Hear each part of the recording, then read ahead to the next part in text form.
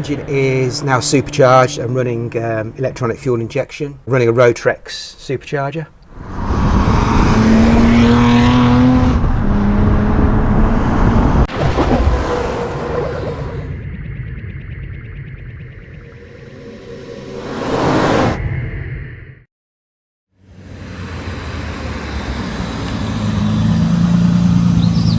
Simon, Hi.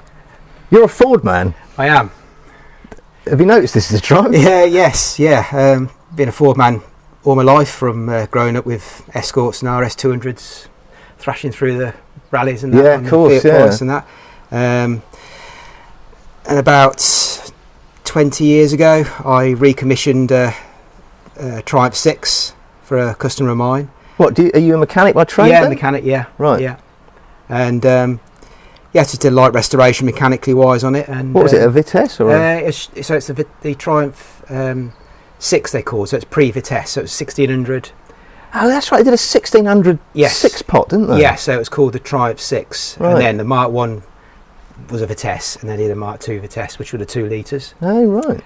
And when it was back on the road, I drove it and I thought, God, it's really nice. And then it sort of stuck in my mind.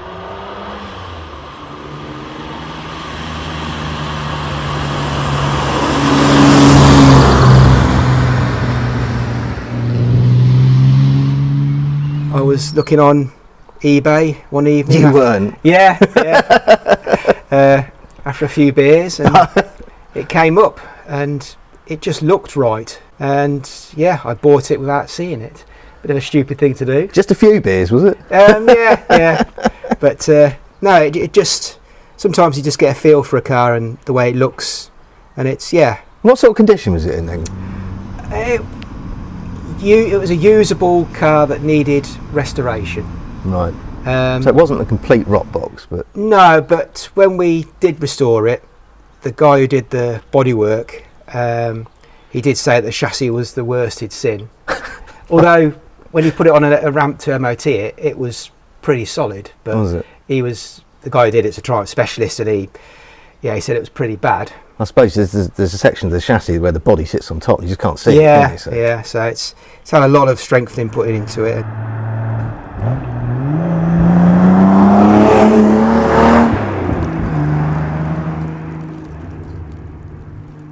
What did you get back then, the rebuilt chassis? Southern Triumph down in Bournemouth, they did all the body work basically. They did the chassis, and then they put the engine in, and then I got it back and did everything else basically. Right, so when you say everything else, what have you done to it? Because it's not standard, is it? It's not standard, no. So it's got Type 9 Ford gearbox 5-speed, which is uprated. Right. A gripper limited slip diff. Right. Drive shaft conversion is now proper CV joints rather than the donuts Oh, right. that were on the original car. Just does away with the rubber donut, which, well, if you can get them these days, they're usually cheap Chinese stuff and they fall apart. You've done something to the engine as well, though, haven't you? So yeah, the engine is now supercharged and running electronic fuel injection. It's all custom made. Running a Rotrex supercharger. That's a centrifugal supercharger, isn't it? Yes, so it looks very much like a turbo Yeah. in its shape. And what's that driven by? A belt from the front of the engine? Yeah, driven by the belt on the front.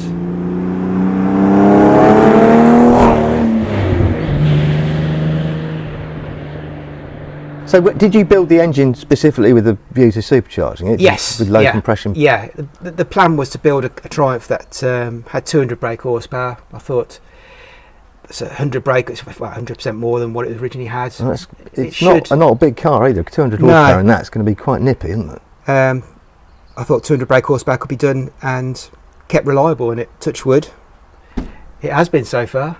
Right. Yeah, and it goes really well.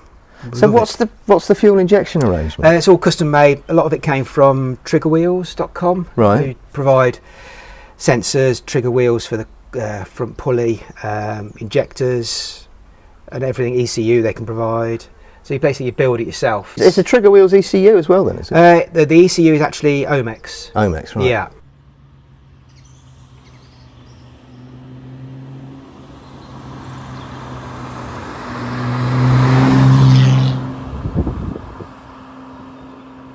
And then a friend of mine, he did all the wiring on it. That's a good friend to have. I Yeah. hate wiring.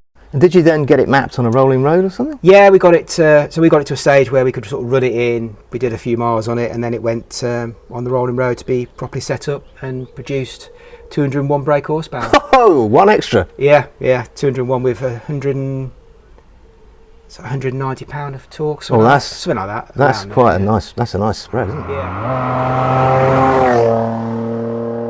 Now, my mate Ollie had someone scrape his 911 in a supermarket car park recently, and because they hit the driver's door, his old dash cam didn't get any footage of the guilty party. He was absolutely furious, so he's just fitted this bot slab G980H.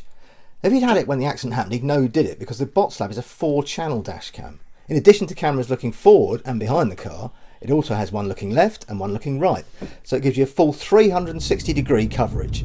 The slightest movement around the car will trigger it, so you can leave your pride and joy safe in the knowledge that if some clumsy driver uses your car as a parking aid, the bot slab will record them doing so.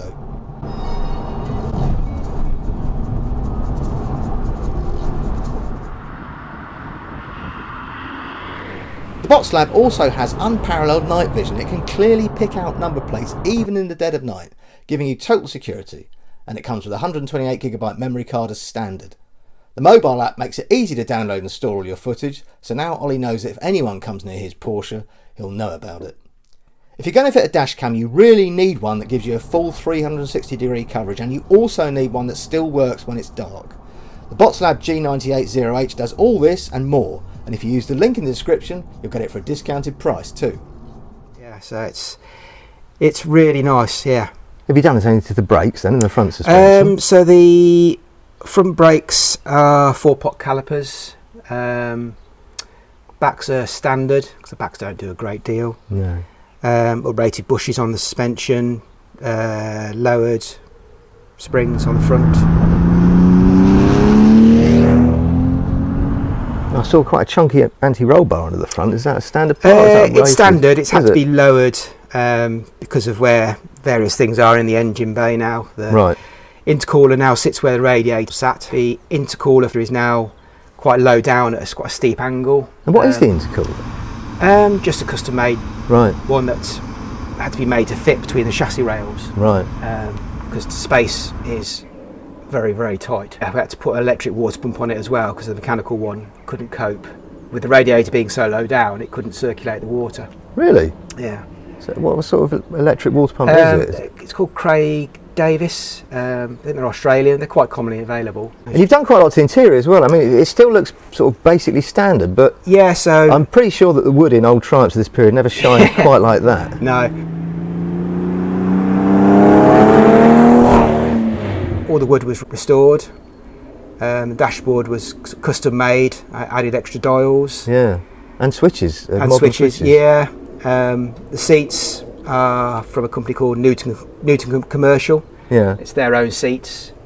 They're not Vitesse seats then? No, so I wanted something more supportive. I did originally buy. Because they're quite flat and bench-like, Yeah. aren't they, the Vitesse seats? I did buy MGF seats originally to get them recovered in matching seats for the back. Yeah.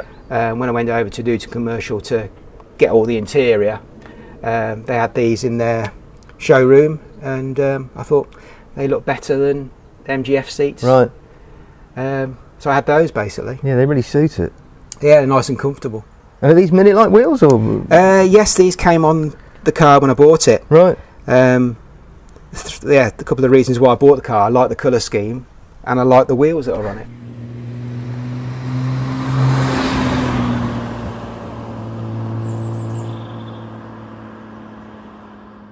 Well, the colour scheme harks back to your Ford roots, doesn't it? Because it basically looks like a Lotus Cortina. Yes, it is. Yeah. No, I thought Lotus Cortina colours are beautiful on the Cortina, and this is made for it really, with a stripe that goes down the side. It's a classic combination. It really suits it. Yeah, everyone comments about the colour. Well, it looks absolutely great. I think we should go and have a look and see how it goes. Yeah. Okay.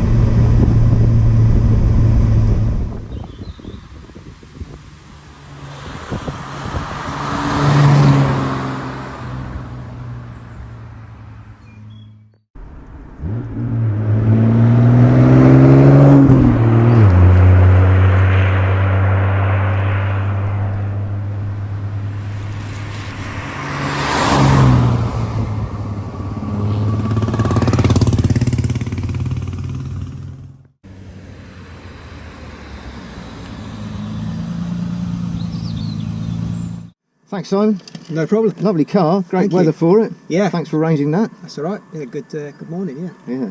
If you've enjoyed this video, please like, subscribe and share. And please consider joining us on Patreon. It's only at £5 a month. You get no ads on your videos and you get extended length videos and early access. Thanks a lot. See you next time. All right, cheers.